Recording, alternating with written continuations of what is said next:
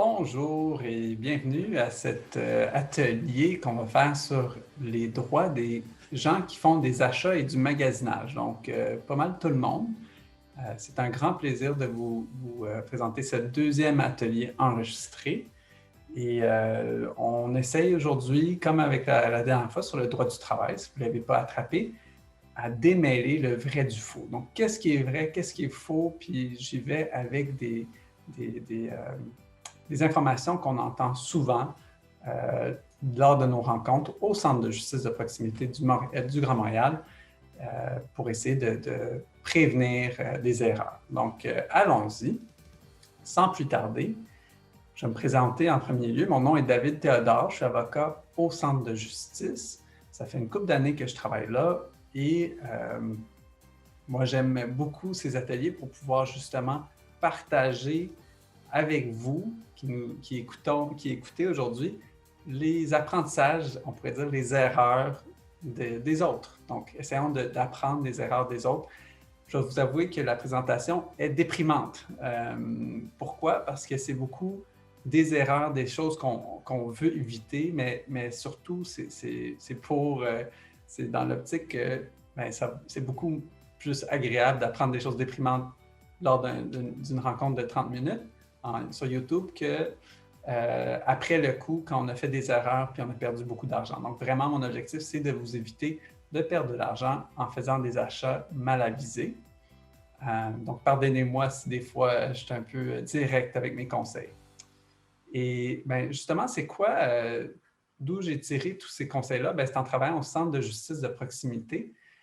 C'est une place où vous pouvez contacter des avocates, des notaires qui vous offriraient, on va vous offrir de l'information juridique gratuitement un à un. Donc, vous avez le lien juste là. Vous pouvez prendre contact avec nous. On vous rejoint dans les meilleurs délais pour répondre à vos questions spécifiques. Bien sûr, nous, on va vous outiller, on va vous guider. Et si vous souhaitez une représentation, un avocat qui rédige les documents ou qui vous représente en cours, ça, c'est un autre service. Il faut chercher au privé. C'est correct. Nous, c'est gratuit. On vous guide, mais on ne va pas vous représenter. Donc, aujourd'hui, on va commencer avec, on y va avec des vrais ou faux. Comme je vous ai dit au départ, j'essaie de vous amener des connaissances. Donc, l'idée vraiment, c'est si vous pouvez y prendre au jeu, c'est vraiment une bonne idée d'essayer de répondre au mieux de vos connaissances. Donc, on y va avec une première question. J'ai trouvé une offre pour un iPhone SE sur Kijiji pour 1 199 $. Une vraie aubaine. Si j'achète le téléphone sur Kijiji, je serai protégé par la loi sur la protection du consommateur. Donc, ici, on se pose la question, dans le fond, c'est quand que je vais être protégé par la loi sur la protection du consommateur? Est-ce que c'est vrai, le fait que j'achète un iPhone sur Kijiji va être protégé par la loi? La réponse? En fait, ça dépend. Si moi, là, ou vous qui écoutez, qui voulez acheter un téléphone pour votre usage personnel, acheter d'une autre personne qui revend son téléphone ou, dans le fond, qui n'est pas dans le commerce de vendre des téléphones, on parle de deux individus ou deux particuliers. Donc, dans ce cas-là, la loi sur la protection du consommateur ne s'applique pas. Même si vous l'avez trouvé sur Kijiji, ça ne s'applique pas. Par contre, si je l'achète d'un magasin de grande surface ou encore quelqu'un qui vend régulièrement sur Kijiji, qui en fait un commerce de la vente de téléphone, là, la loi, ça va s'appliquer. Donc, beaucoup des règles qu'on va discuter lors de cet atelier, c'est par rapport aux règles entre les individus et les commerçants, mais on va aussi voir certaines règles entre les individus. Mais juste garder ça en tête, on a souvent plus de règles, plus de droits qu'on fait affaire avec un commerçant plutôt qu'un à un. Dans les objets usagés qu'on peut trouver sur Marketplace ou sur Kijiji. Quoique ça a des avantages, je ne le nie pas, mais c'est juste pour comprendre que ce n'est pas les mêmes lois qui s'appliquent. On continue.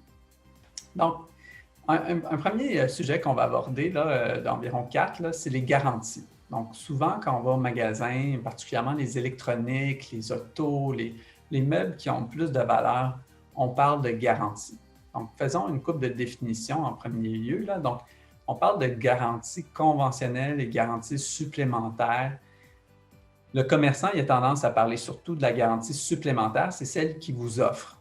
Donc, celle dont on parle à droite avec le signe du dollar, ça, c'est, dans le fond, on vous promet, par exemple, j'ai déjà acheté une garantie de 4 ans sur une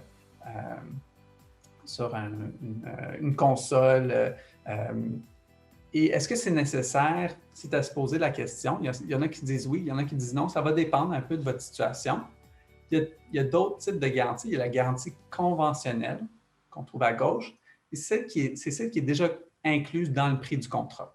Donc, arrivé à la caisse, on va essayer de vous vendre la garantie supplémentaire, tandis que la garantie conventionnelle, elle est déjà incluse dans le contrat. Donc, par exemple, vous achetez une auto, il y a une garantie déjà incluse de 1 mois, tandis qu'on pourrait essayer de vous vendre la garantie supplémentaire de 1 an de couverture. Maintenant, il y a beaucoup d'associations de consommateurs qui disent les garanties supplémentaires, c'est de l'argent perdu pour rien. Et ils évoquent ça. Pourquoi? Parce que dans la loi sur la protection du consommateur, qui s'applique entre un individu et un commerçant, on retrouve une garantie légale qui dit que automatiquement, tout bien acheté d'un commerçant, même usagé, on a gratuitement une garantie que le bien doit durer pendant une période raisonnable. Donc, il y a certaines associations qui disent pourquoi acheter une garantie supplémentaire quand on a déjà droit à la garantie légale? Et c'est une très bonne question. Certains avantages, c'est sûr que les commerçants vont peut-être être plus portés à appliquer une garantie supplémentaire que la garantie légale si on a un problème. Mais peut-être que non, c'est vraiment à leur discrétion, là, selon leur interprétation de la garantie achetée. Donc, je vous amène ces 3 garanties-là à votre esprit, surtout que pour que vous vous posez la question quand vous achetez un meuble dispendieux, une auto, un matelas, est-ce que j'ai besoin de la garantie supplémentaire? Est-ce que je veux donner un 15 % de plus au commerçant? Donc, on va regarder un exemple, vrai ou faux. Pour me protéger, j'ai acheté mon iPhone SE chez un commerçant local pour 1 400 $ avec une garantie de 30 jours. Malheureusement, 2 mois ont passé depuis l'achat et il ne fonctionne plus, mon iPhone.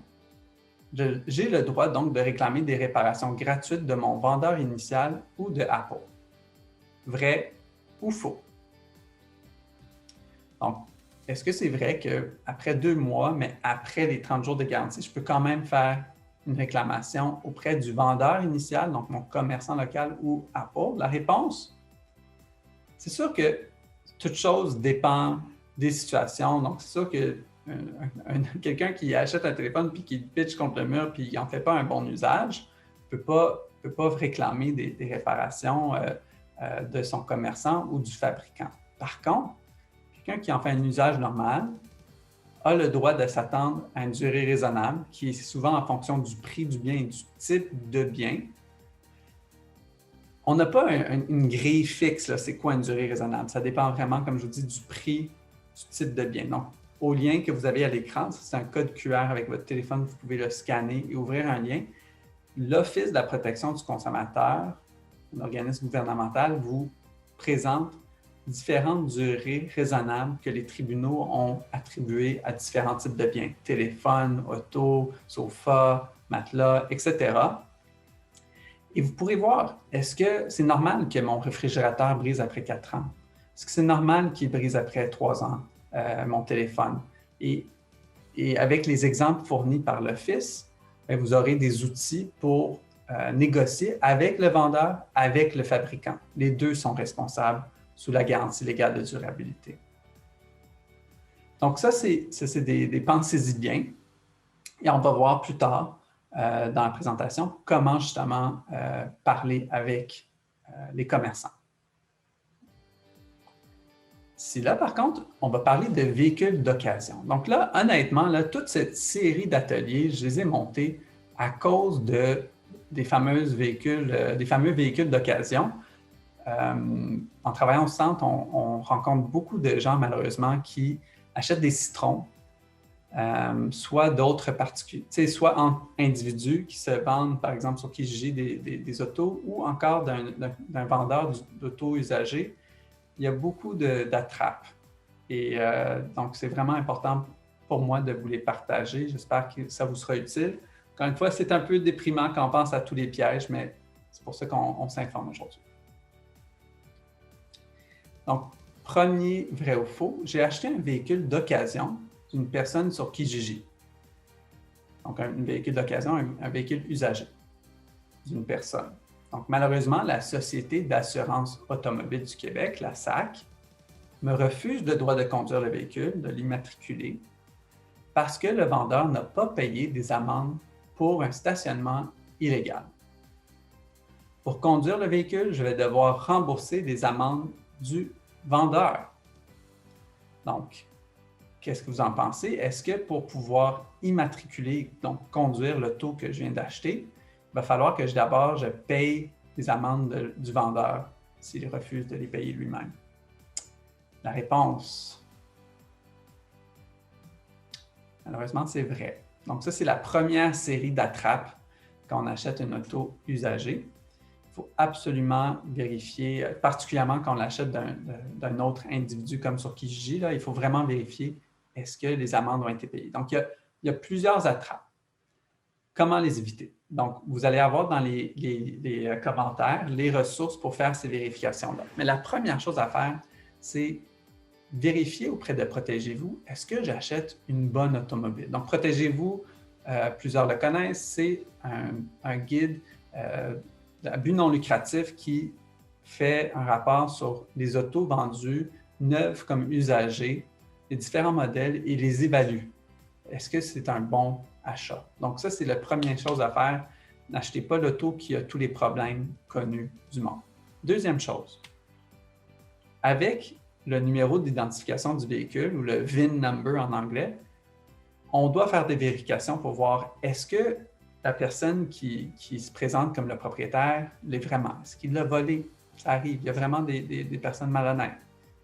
Deuxièmement, est-ce que cette auto-là est la propriété de la banque? Donc, de quoi je parle? Ça ici, là, c'est une auto. Souvent, de nos jours, on achète des autos ou on loue des autos avec financement. Donc, on n'est pas propriétaire avant la fin, avant d'avoir payé tous les versements. Donc, il y a un registre, il y a un document en ligne qui nous fait rapport avec le NIV, à savoir, est-ce qu'une banque est vraiment la propriétaire de cette automobile-là? Parce que s'il y a encore un prêt sur cette auto-là et que je paye la personne qui le conduit, mais pas la banque, je vais avoir un problème. La banque va venir me voir et me dire, bien, une fois que je vais l'avoir acheté, bien, vous nous devez le restant du prêt ou remettez-nous l'auto. Ça arrive très, très souvent. Que les gens ils se font frauder de cette manière-là. Donc, il faut vérifier sur le registre que vous trouverez en bas de la page, dans les commentaires, est-ce que c'est une auto achetée ou il y a encore un financement? S'il y a encore un financement, il faut faire d'autres démarches. Est-ce qu'il y a des tickets impayés? Est-ce que l'auto a été gravement accidentée ou utilisée comme ambulance ou taxi? Ces informations-là peuvent se trouver auprès de la SAAC. Très, très important également, il faut absolument faire une inspection indépendante de l'auto par des mécaniciens. Donc, on ne peut pas faire, ça va de soi, là, mais il y a beaucoup de personnes qui se font prendre. Peut-être vous serez surpris, mais c'est très, très commun. Moi, je le vois très souvent. Les gens font confiance à autrui. C'est une belle qualité, mais pas avec son argent. Donc, faites confiance avec autrui, à vos amis pour d'autres choses, mais quand ça vient à de l'argent, vous devez vérifier que l'auto fonctionne bien parce que tellement souvent, les gens nous arrivent. Juste aujourd'hui, je donnais ce même atelier et un monsieur nous a dit au groupe, je viens d'acheter une auto, ça a coûté tel montant et 2 jours après, ça ne fonctionne plus. C'est nécessaire de faire une inspection avec un mécanicien avant d'acheter l'auto. Très important de ne pas faire confiance à ce que les vendeurs nous disent parce que ils pourraient être malhonnêtes. Et une fois qu'ils ont notre argent, c'est difficile de le récupérer. Et finalement, on signe un contrat. Donc, même si on achète sur Kijiji, on a intérêt de mettre toutes les informations fidèlement sur un papier, de signer les coordonnées de la personne, où qui habite, pour être certain que si jamais il y a un problème, au moins il y a une trace de ce qui a été entendu. Vous pouvez nous contacter si vous voulez plus d'informations sur toutes ces étapes-là, au centre de justice, bien sûr. Donc, on continue. Quand on achète d'un commerçant maintenant, donc là, on parlait d'acheter d'un particulier. Vous avez sur la page ici le lien que vous pouvez scanner avec votre téléphone. Toutes les affaires à savoir sont sur ce lien-là qui est sur le site web de l'Office de la protection du consommateur. Mais ce que je veux que vous reteniez, c'est il y a une étiquette quand un vendeur d'auto usagé, c'est-à-dire quand un commerçant d'auto usagé vous vend une auto, ça doit venir avec une étiquette. Et on trouve beaucoup d'informations là-dessus, notamment la possibilité de contacter les anciens propriétaires. Super intéressant de savoir, OK, parler avec monsieur, madame Tremblay, savoir pourquoi ils ont vendu l'auto, etc. Donc, ça peut être assez intéressant. Peu de gens le savent. L'autre chose très, très importante, lisez le contrat. Donc, souvent, si on achète d'un commerçant, on achète avec un financement. Ces contrats-là sont très compliqués.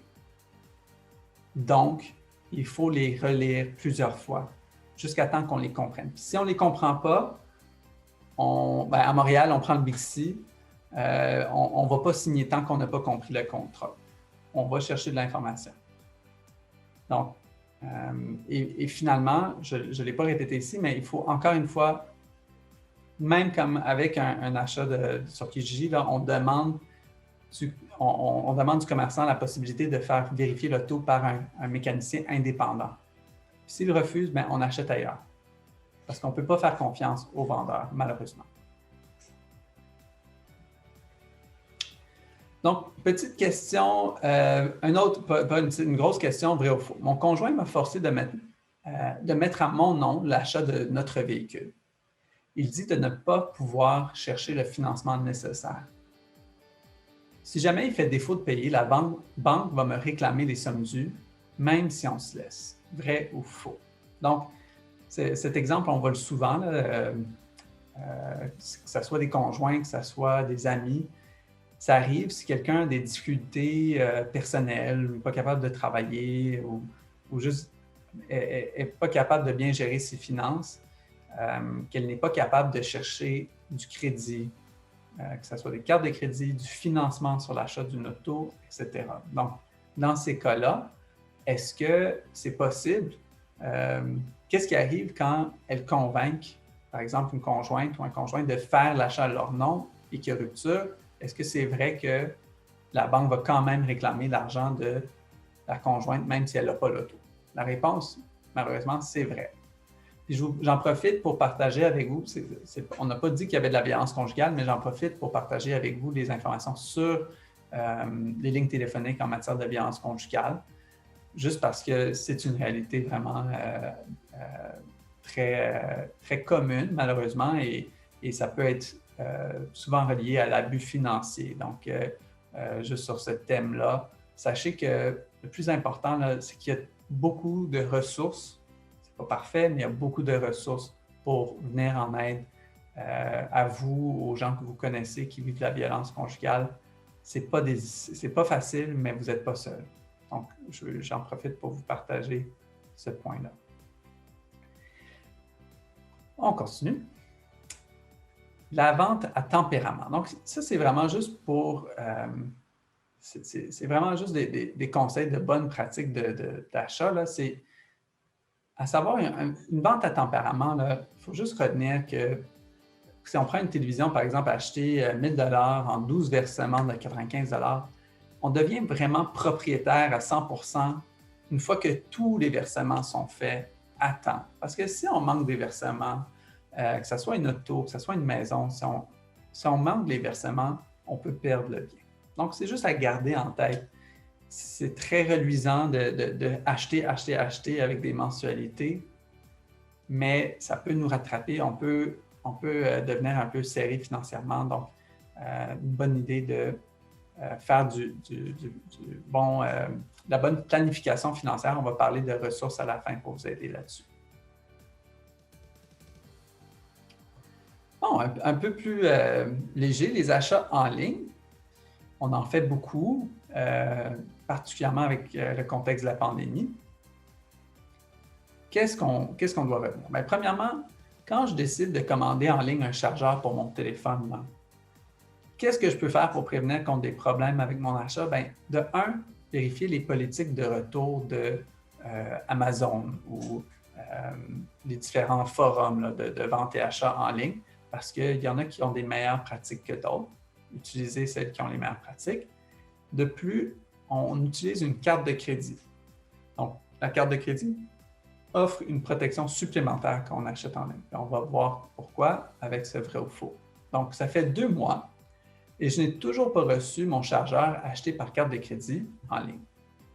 Je pourrais donc me faire rembourser par ma carte de crédit si jamais mon vendeur refuse de me rembourser le prix du chargeur. Vrai ou faux? Est-ce que la carte va me rembourser à défaut du vendeur qui ne m'a jamais remis mon achat? La réponse, c'est vrai. Donc, c'est vraiment un gros avantage là, de la carte de crédit. Si jamais on ne reçoit pas notre bien, puis peu importe la raison, ce n'est pas notre problème. Si le commerçant ne réussit pas à nous faire livrer le bien, à ce moment-là, on peut demander d'abord au commerçant de nous rembourser par écrit, avec preuve qu'il a reçu notre écrit. Et ensuite, donc 15 jours plus tard, si on n'est toujours pas remboursé, on peut demander à notre carte, la banque qui nous permet d'avoir une carte de crédit, on peut lui demander de nous rembourser les montants. Ça s'appelle la rétrofacturation. Puis avec le code QR, là, vous pouvez scanner et arriver sur la page de l'Office sur les étapes et les formulaires à remplir pour faire la rétrofacturation. Donc, c'est vraiment une façon plus aisée pour obtenir son argent si jamais notre commerçant il fait défaut. Et ça nous amène justement à comment faire appliquer la loi. Il y a 3 grandes façons. Bien, premièrement, on essaie de s'entendre à l'amiable. Donc, c'est de la négociation. Deuxièmement, quand on fait affaire avec un commerçant, on peut demander, et c'est fortement suggéré, de demander l'aide de l'Office de la protection du consommateur, l'OPC. Et troisièmement, si on n'est toujours pas satisfait, on peut poursuivre en cours. Donc, les 3 étapes sont vraiment bien expliquées à ce lien qui est en haut de votre écran et que vous pouvez scanner sur le site web de l'Office de la protection du consommateur. Plus particulièrement, pourquoi puis comment l'entente à l'amiable? Bien, on va voir, ce n'est pas nécessairement facile à mener une cause, même aux petites créances, ce n'est pas nécessairement facile, ce n'est pas garanti. Même si on va chercher un jugement, ça ne vient pas avec un chèque. Donc, on dit dans le monde juridique, la moins bonne des ententes vaut mieux que le meilleur des procès. Petit truc, quand on négocie, particulièrement avec un commerçant, là, assurez-vous de faire des demandes claires. Donc, je veux ci, je ne suis pas satisfait à cause de ça. Être objectif, être poli, bien sûr. Et très souvent, il faut faire preuve de, puis je pense que c'est vraiment pas assez souvent compris, il faut vraiment faire preuve de persévérance. Il ne faut pas accepter le premier non. C'est je dis, mon avocate, une des avocates qui m'a supervisé dans mon stage pour devenir avocat, m'avait dit, Maître Nathalie Gauvin, n'acceptez jamais un non. Il ne faut jamais accepter un non, David. Donc, je vous partage ça, là, n'acceptez jamais un non dans un contexte, bien sûr, juridique. Là.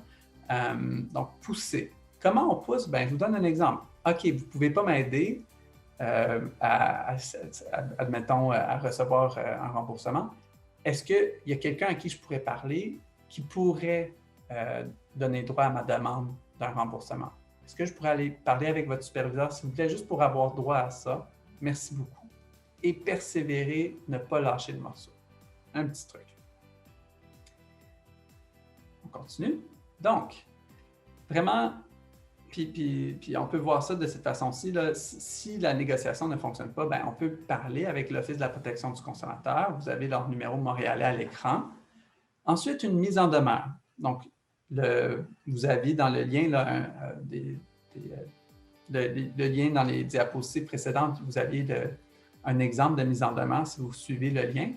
Mais dans le fond, une mise en demeure, ça peut être écrit par monsieur, madame, tout le monde. C'est une lettre dans laquelle on doit clairement dire « je veux telle chose », par exemple 1 000 $ ou une réparation ou à défaut 1 000 $ par exemple. Dans quel délai, pourquoi, et à défaut que c'est possible qu'on les poursuive le destinataire en cours, suivi d'une signature envoyée de façon à recevoir une preuve de réception, par exemple par courrier recommandé. Donc, c'est ça une mise en demeure. Je ne vais pas dans, je vous ai donné les grandes lignes. Il y a d'autres places où vous pouvez trouver beaucoup d'informations là-dessus. Et c'est suivi, en cas d'insatisfaction, par une demande aux petites créances. Vous avez sur le site web de notre centre, je vais les mettre dans les ressources sur comment ouvrir une demande aux petites créances, justement. Donc, qu'est-ce qu'on a fait ensemble aujourd'hui? On a déboulonné les mythes suivants. Il faut toujours acheter une garantie supplémentaire ou prolongée. Non, ça dépend de vos besoins, ça dépend vraiment de qu'est-ce que la garantie légale prévoit. En faisant vos recherches, vous pourrez prendre une décision éclairée. La loi me protège quand je fais un achat. Oui, mais non aussi, parce qu'on peut voir que si, j'ai oublié de le dire, là, mais admettons que j'achète notre pauvre monsieur de tout à l'heure qui a acheté une auto, puis après 2 jours, elle est brisée. S'il poursuit en cours, là, à Montréal, les délais sont de plus de 2 ans pour être entendu à la Cour des petites créances. Donc, c'est longtemps à attendre son argent et le jugement ne vient pas avec un chèque. Donc, oui, la loi prévoit des droits, notamment pour les consommateurs, mais dès qu'on dépense l'argent, c'est difficile de le récupérer. Je peux faire confiance aux vendeurs? Non. Je veux dire ça tout simplement. Et finalement, les commandes en ligne sont trop risquées. Bien, on peut voir qu'avec la carte de crédit, on diminue beaucoup nos risques. C'est sûr que c'est vraiment à votre choix, là, mais moi, je trouve que c'est quand même pas une mauvaise façon de consommer.